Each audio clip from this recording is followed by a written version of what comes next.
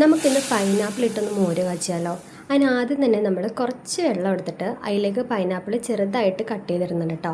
അതിലേക്ക് തന്നെ ഒരു 3 പച്ചമുളകും കൂടി അരിഞ്ഞിട്ടിട്ട് ആവശ്യത്തിന് ഉപ്പും കുറച്ച് മഞ്ഞൾപ്പൊടിയും കൂടി ഇട്ട് ജസ്റ്റ് ഒന്ന് ഇളക്കിയിട്ട് അതൊന്ന് വേവിക്കാൻ വെക്കാം കേട്ടോ, മൂടി വെക്കാവേ.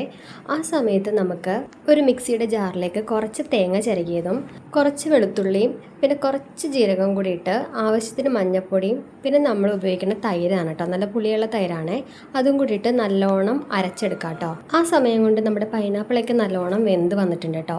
ഇനി നമുക്ക് അരച്ച അരപ്പ് ഒഴിച്ചിട്ട് ആ ജാറിലേക്ക് തന്നെ ഇച്ചിരി വെള്ളം കൂടി ഒഴിച്ച് അതും കൂടെ ആഡ് ചെയ്ത് കൊടുക്കാം കേട്ടോ. അതിനുശേഷം എല്ലാം കൂടി നല്ലപോലെ മിക്സ് ചെയ്ത് കൊടുത്തിട്ട് ആവശ്യത്തിന് പഞ്ചസാരയും കൂടി ഇട്ട് അതും കൂടി മിക്സ് ചെയ്തെടുക്കാം കേട്ടോ. ഇനി വേറൊരു പാൻ ചൂടായി വരുമ്പോഴത്തേക്കും കുറച്ച് വെളിച്ചെണ്ണ ഒഴിച്ച് വെളിച്ചെണ്ണ ചൂടായി വരുമ്പം കുറച്ച് കടുകും ഉലുവയും കൂടി ഇട്ട് നല്ലോണം പൊട്ടിച്ചെടുക്കാം കേട്ടോ. അതൊക്കെ പൊട്ടി വരുമ്പോഴത്തേക്കും നമുക്ക് കുറച്ച് വേപ്പിലയും ചെറിയുള്ളിയും വറ്റൽമുളകും കൂടി ഇട്ടിട്ട് നല്ലോണം മൂപ്പിച്ചെടുക്കണേ.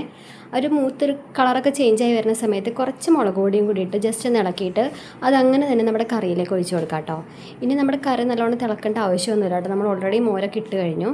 ഇനി എല്ലാം കൂടി നല്ലോണം മിക്സ് ചെയ്തെടുത്താൽ മതി കേട്ടോ. ഇതാ നമ്മുടെ പൈനാപ്പിൾ മോര് കറി റെഡി ആയിട്ടുണ്ട് കേട്ടോ. എല്ലാവരും ഒന്ന് ട്രൈ ചെയ്ത് നോക്കണേ. നമുക്ക് അടുത്ത വീഡിയോയിൽ കാണാം കേട്ടോ.